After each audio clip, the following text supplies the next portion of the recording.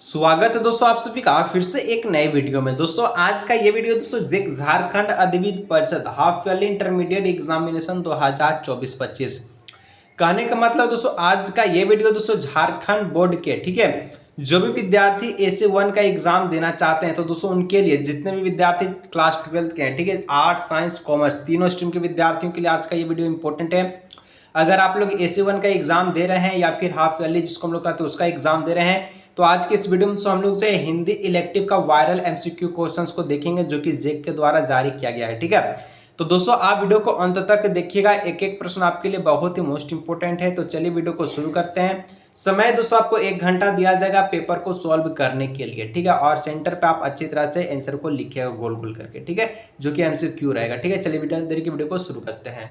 तो चलिए दोस्तों बिना देरी के वीडियो को शुरू करते हैं। फिर से बोल रहे दोस्तों स्किप करके जाने का कोशिश बिल्कुल भी मत कीजिएगा क्योंकि आज का ये वीडियो दोस्तों आपके लिए बहुत ही इंपॉर्टेंट है। ठीक है जितने भी क्लास 12 के विद्यार्थी हैं चाहे आपका कोई भी स्ट्रीम हो आर्ट्स साइंस कॉमर्स, ठीक है क्योंकि तीनों स्ट्रीम में दोस्तों हिंदी इलेक्टिव होता है। ठीक है सबसे पहले हम लोग देखेंगे एक दोस्तों आपका गद्यांश है जिसमें आपको पढ़ करके 4 गो प्रश्न मुफ्त में आंसर ले जाना है। ठीक है चलिए थोड़ा सा हम लोग पढ़ लेते हैं क्योंकि छोटा सा गद्यांश से बड़ा रहता तो हम नहीं पढ़ते। ठीक है छोटा सा है। परिवार समाज की पहली इकाई है जहां अच्छी आदतें व्यवहार और संस्कार का ज्ञान हमें प्राप्त होता है। जी हाँ दोस्तों जिसका परिवार अच्छा होगा वहां संस्कार और व्यवहार अच्छे सिखाई जाती है। ठीक है परिवार द्वारा दी गई अच्छी शिक्षा के द्वारा ही हमें जो है हमारे समाज की दशा एवं दिशा तय होती है। ठीक है परिवार के बाद विद्यालय दोस्तों हमारे समाज को बेहतर बनाने में अपनी भूमिका निभाता है, ये भी बहुत ही अच्छा बात है। ठीक है परिवार अगर माता पिता आपके अच्छा है उसके बाद दोस्तों आपका विद्यालय में आपका नामांकन कराते हैं एडमिशन कराते हैं तो वहां से भी आप कुछ ना कुछ सीखते हैं।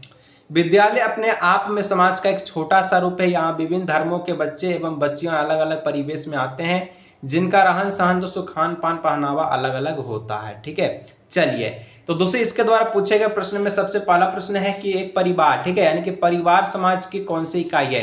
तो दोस्तों परिवार समाज की ये बहुत ही अच्छा क्वेश्चन है और हल्का है। तो परिवार समाज की पहली इकाई है। ठीक है ऑप्शन नंबर 20 का हो जाएगा करेक्ट आंसर। ठीक है अगर यही स्कूल वाला पूछता तो स्कूल आपका विद्यालय दूसरी इकाई है। ठीक है चलिए इसके बाद दोस्तों आपका 2 नंबर कहता है तो दोस्तों 2 नंबर कहता है परिवार द्वारा दी गई शिक्षा हमारे समाज का क्या तय करता है। ठीक है तो जो भी फैमिली के द्वारा जो शिक्षा दिया जाता है वो दोस्तों दिशा और दशा दोनों तय करता है। ठीक है यानी ऑप्शन नंबर डी हो जाएगा B एंड C दोनों। ठीक है चलिए इसके बाद हम लोग देखें तो 3 नंबर क्वेश्चन से विद्यालय अपने आप में समाज का कौन सा रूप है।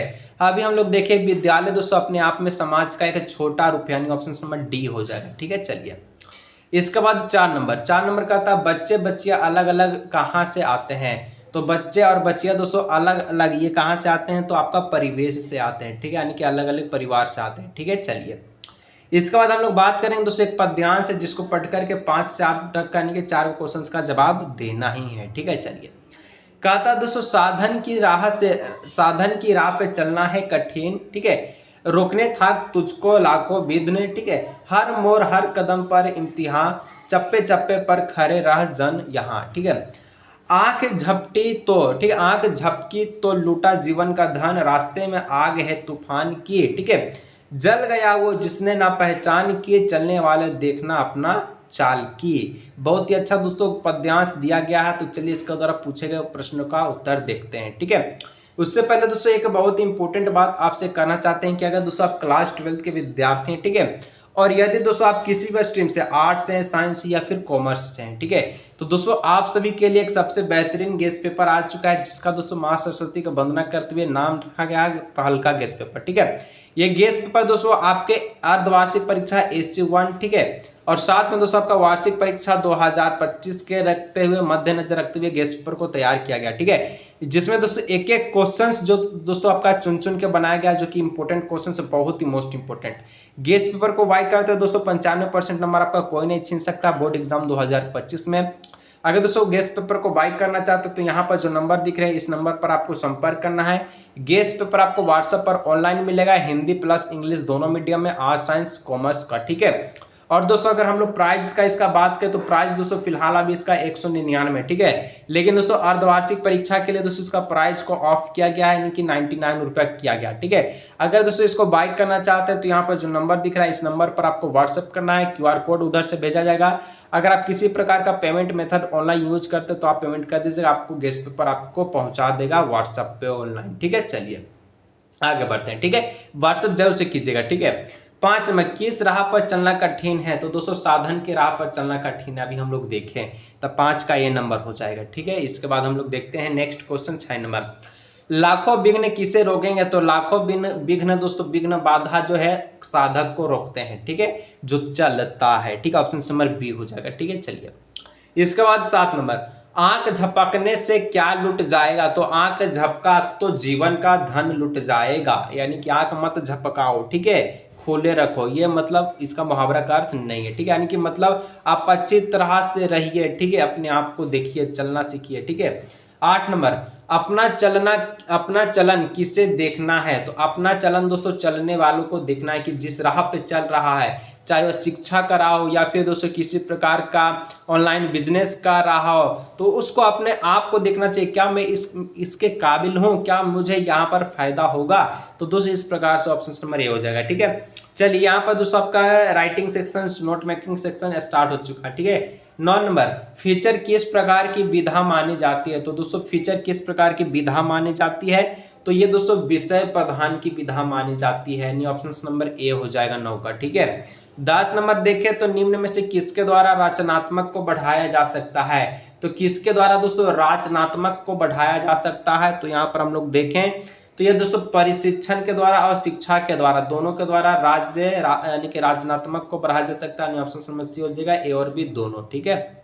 इसके बाद 11 नंबर। समाचार पत्र की आत्मा कहाँ होती है, तो समाचार पत्र की आत्मा जो होती है दोस्तों वो कहाँ होती है, संपादकीय पृष्ठ में होती है, यानी कि जो समाचार पत्र होता है उसका पृष्ठ में, ठीक है। चलिए पेज में। इसके बाद 12 नंबर।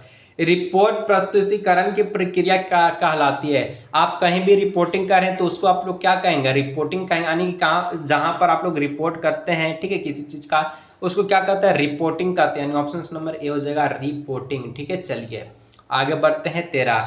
विज्ञान में किस प्रकार की भाषा, ठीक है, विज्ञापन में किस प्रकार की भाषा प्रयुक्त की जाती है, तो विज्ञापन जो प्रचार एड्स चलाया जाता है, जो कि आप इस वीडियो पे भी आया होगा, ठीक है, तो ये दोस्तों व्यवहारिक हिंदी का प्रचार कहलाती है। इसका मतलब दोस्तों ऐसा भाषा जो सभी को समझ में आए उसको व्यवहारिक भाषा कहते हैं, ठीक है। चलिए इसके बाद हम लोग देखा जाए 14 नंबर। पत्रकारिता के विकास में कौन सा मूल भाव सक्रिय रहता है, तो पत्रकारिता के प्रभाव में दोस्तों न संवेदना, ठीक है, न प्रतिस्पर्धा, न दोस्तों आर्थिक तंगी, ऑप्शन नंबर डी हो जाएगा जिज्ञासा, ठीक है। चलिए 15 नंबर।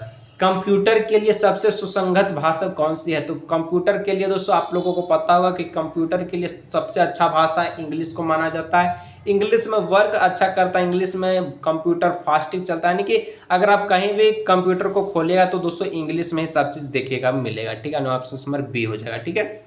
इसके बाद दोस्तों हम लोग देखें तो 16 से फिर 19 के लिए एक आपका पद्यांश दिया गया है, जो कि इस बार आपका बुक से लिया गया है, ठीक है। चलिए पद्यांश को पढ़ते हैं, इसका मजा आप उठाइएगा। देखा विवाह आमूल नवन, ठीक है, तुझ पर शुभ परा कलश का जल, ठीक है, देखती मुझे तू हंसी मंद, ओठों में बिजली फंसी स्पंद, और में भर झोली छवि सुंदर प्रिय की अस्वद सिंगार मुखर, तू खोली एक आश्वासन, ठीक है, उच्छ्वासन संग, यानी कि यह जो आपका कविता है, ठीक है, जो पद्यांश से आपके बुक से दिया गया है, तो अगर आपका बुक से दिया गया तो आपको पता होना चाहिए कौन इसके लेखक है या फिर कहाँ से ये लिया गया है, ठीक है। इसके बाद आगे भी है। विश्वास स्तंभ बंध अंग अंग नयत नयनों में आलोक उतर कांपा, ठीक है, आधारों पर थर थर देखा मैंने वह मूर्ति धीरती, मैंने वसंत की प्रथम गीत, ठीक है। चलिए गीति। 16 नंबर। और उपयुक्त पंक्तियां के रचनाकार कौन है, तो ये दोस्तों लिखने वाले व्यक्ति का जो नाम है वो है सूर्यकांत त्रिपाठी निराला, ठीक है, ऑप्शन नंबर डी। चलिए आगे बढ़ते हैं दोस्तों। प्रस्तुत पंक्तियां गीत की किस विधा में आती है, तो प्रस्तुत पंक्तियां गीत की दोस्तों ये आपका शोक गीत में आती है। 17 का जो करेक्ट आंसर है ऑप्शन नंबर ए हो जाएगा, ठीक है, आपका 17 था, ठीक है। चलिए आगे बढ़ते हैं 18 कि इन पंक्तियों में किसकी सुंदरता का चित्रण किया गया है, तो दोस्तों जो पंक्तियां दिया गया था इसमें किसका सुंदरता का चित्रण किया गया है, तो दोस्तों सरोज का, ठीक है, सरोज का आपका जो है अच्छा विचार को किया गया, यानी कि सुंदरता का चित्रण किया गया सरोज, ठीक है। 19 नंबर। किसके स्वप्न थक से गए हैं, यानी कि किसका जो सपना थक गया है, ठीक है, तो देवसेना का सपना थक गया, यानी ऑप्शन नंबर सी इसका हो जाएगा 19 का करेक्ट आंसर, ठीक है। इसके बाद हम लोग देखें 20 नंबर। कि निराला किस वाद के कवि है, निराला किस वाद के कवि है। तो बेस का जो करेक्ट आंसर हो जाएगा ऑप्शन नंबर सी, ठीक है, छायावाद। ठीक है, निराला दोस्तों छायावाद वाद के क्या है, कवि हैं। ठीक है, इसके बाद 21 नंबर देखें, विष्णु खरे का जन्म कब हुआ था। तो दोस्तों विष्णु खरे का जो जन्म है ये कब हुआ था, 1940 ईस्वी में हुआ था। ठीक है, 1940, यानी कि यहाँ पर 21 का जो ऑप्शन नंबर बी है 1940 का हो जाएगा करेक्ट आंसर। नेक्स्ट दोस्तों आपका 22 नंबर का क्वेश्चन जो पूछ रहा है कि श्री रामचरितमानस किसकी रचना। ठीक है, जो कि बहुत ही अच्छा क्वेश्चन है। रामचरित किसकी रचना है, तो तुलसीदास के, ऑप्शन नंबर बी हो जाएगा। ठीक है, चलिए इसके बाद देखिए 23 नंबर कि धनानंद किससे प्रेम पत्र लिखते हैं। ठीक है, धनानंद किसे प्रेम पत्र लिखते हैं। तो दोस्तों यहाँ पर 23 का जो करेक्ट आंसर हो जाएगा ऑप्शन नंबर सी, सुजान को लिखते हैं। ठीक है, चलिए 24 लता प्रतान शब्द का अर्थ क्या होता है। तो लता प्रतान का मतलब होता है लता का फैलाव। ठीक है, यानी ऑप्शन नंबर बी हो जाएगा। ठीक है, आगे बढ़ते हैं 25 संवदिया का नाम क्या है। तो संवदिया का नाम दोस्तों हरगोविंद था, आपको भी पता है। ठीक है, यानी ऑप्शन नंबर डी हो जाएगा हरगोविंद। ठीक है, इसके बाद देखिए 26 का तब फणिश नाथ रेणु किस, ठीक है, विचारधारा का लेखक है। और इसके ऊपर दोस्तों एक आपका इनका सचित्र वर्णन आता है, यानी कि यहाँ पर जो इसका क्या बोलते हैं, इसके बारे में लिखने के लिए दोस्तों आपका जो है दिया जाता है, जो कि 5 नंबर का सब्जेक्टिव में। ठीक है, इसको याद कर लीजिएगा, मैं आपको पहले बता दे रहा हूँ। ठीक है, तो 26 नंबर का दोस्तों जो करेक्ट आंसर हो जाएगा वो ऑप्शन नंबर ए हो जाएगा। ठीक है, प्रगतिशील। ठीक है, चलिए इसके बाद 27 नंबर आरोहण पाठ में कौन सी नदी का जिक्र नहीं किया गया। तो आरोहण पाठ में दोस्तों कौन से नदी का जिक्र नहीं किया गया था। तो उसमें ब्रह्मपुत्र नदी, गंगा नदी और यमुना नदी का जिक्र किया था, लेकिन आपका सूपी नदी का जिक्र नहीं किया था। ठीक है, ऑप्शन नंबर ए हो जाएगा।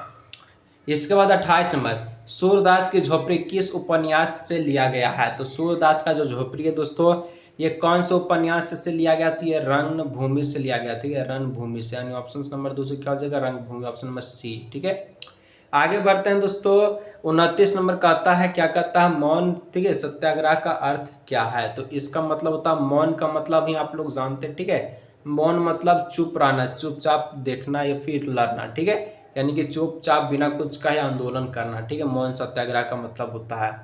इसके बाद हम लोग 30 नंबर का प्रश्न देखें। ठीक है, इससे पहले फिर से मैं बोल रहा हूँ, अगर आप लोग 12th के विद्यार्थी हैं, आर्ट्स साइंस से या फिर कॉमर्स किसी भी आपका स्ट्रीम से है, और अगर आप लोगों को गेस्ट पेपर बाय करना है जो कि बहुत ही बेस्ट क्वालिटी में तैयार किया है। ठीक है, जो कि आपको व्हाट्सएप पर ऑनलाइन PDF मिलेगा, जिसका दोस्तों प्राइस है अभी फिलहाल अगर इस वीडियो के माध्यम से लेंगे तो 99 रुपया। ठीक है, जो कि इंग्लिश हिंदी दोनों माध्यम में अवेलेबल है। और यहाँ पर सबसे अच्छा क्वेश्चंस रखा गया, जो कि 95% का लक्ष्य रखा गया। ठीक है, क्वेश्चंस को बाय करना चाहते हैं तो यहाँ पर दिए गए नंबर पर संपर्क करें, व्हाट्सएप करें। आगे बढ़ते हैं 30 नंबर अंतिम प्रश्न की ओर, बिस्खोर की माटी के लेखक कौन है। तो 230 का ऑप्शन नंबर बी हो जाएगा, विश्वनाथ त्रिपाठी। ठीक है, तो चलिए दोस्तों आज की इस वीडियो को यही रखता है, आशा करता हूँ कि वीडियो अच्छा लगता होगा। ठीक है, चैनल को सब्सक्राइब नहीं कर सब्सक्राइब भी कर लीजिए। चलिए आज की वीडियो मिलते हैं नेक्स्ट वीडियो में, चैनल को जरूर सब्सक्राइब कीजिएगा, व्हाट्सएप कीजिए गेस्ट पेपर।